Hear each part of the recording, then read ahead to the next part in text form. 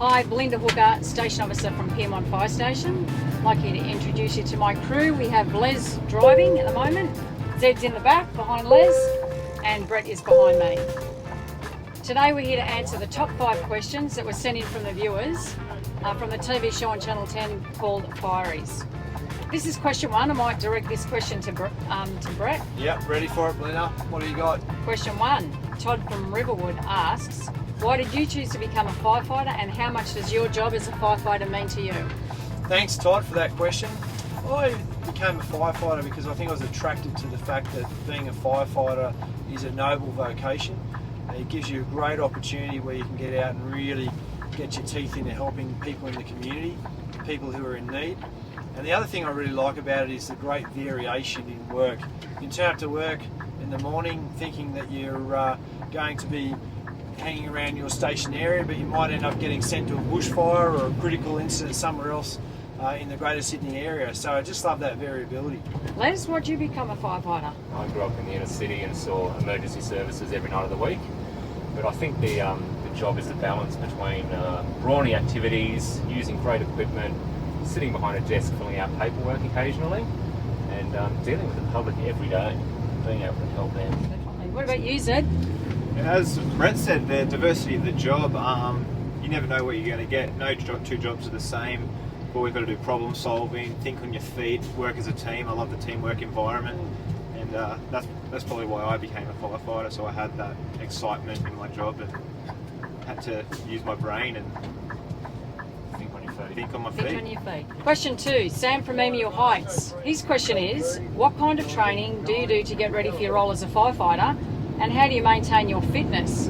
Brett, you come from a fitness background. Would you like to answer this question? I'd love to answer this one, Belinda. I think the probably the most important thing when you join the fire brigade is you've already got an interest in fitness and staying in good nick before you join. And that way, all the way through your career, you'll always stay motivated to stay fit and healthy. But if I had to put my finger on one particular area of fitness that's really important, I'd have to say strength work and resistance training, because when you're on the fire ground, one of the best predictors of your fire ground performance is how well you move heavy things. What about you, Zed? How do you maintain your fitness for the job? I train at least 4 to 5 times a week at the gym, go running, swimming, but I'm also active. Like my hobbies include surfing, skydiving, and playing football, etc. So, but my key points, as Brett was saying, I'd say core stability and flexibility is really important for this role. It's very important. Bucket loads of you have. Which I do. Question 3. This question is from Rohan, who asks, what medical assistance do you offer to persons waiting for ambulance arrival? Zed, we might go over to you for that one. Yeah, absolutely. Good question. Being firefighters, we're all qualified in senior first aid with CPR and AED training, as well as oxygen therapy. Our job is to stabilise and promote recovery until an ambulance arrives. You had anything just recently?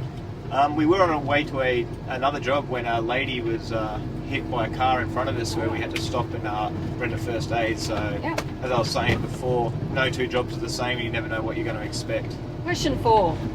Oscar is 9 years old and wants to know, what is your favourite piece of equipment to use on the truck?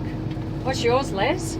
Well, I don't think I have a non-favourite piece of equipment on the truck. Just recently I've taken a liking to the truck itself, not because of what it does, but because what I have to do with it, like getting it through heavy traffic, putting it down narrow streets and the suburbs that are traditionally narrow.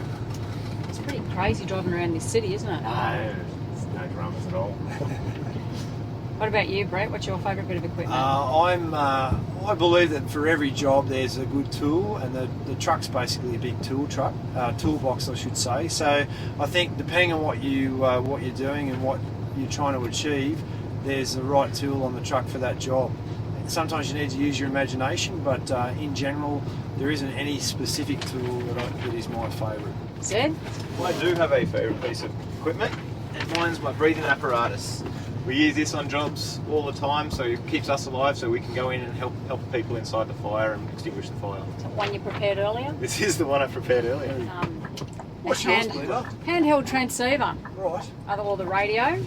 So this is really important for communications on a fire ground, and it's the best way that we can actually give information and receive information. Fantastic. But I actually really like the old fire hose. Yeah, Firefighters. just love squirting water around. Very good. We'd like to say thank you to our viewers for writing the questions in.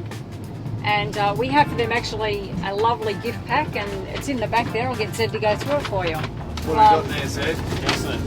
What we have is a towel and a flannel, Flannel, love Flannel. with a ladder platform. it. Ladder platform truck on there.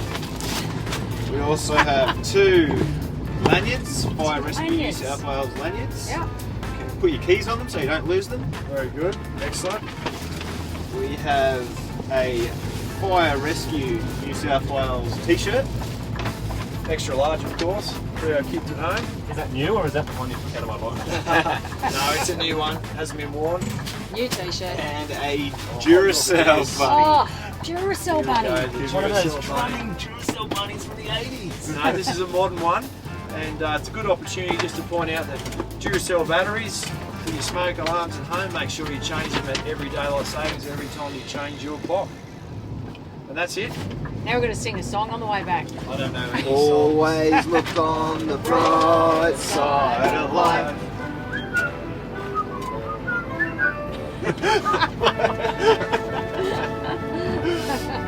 That's all we knew.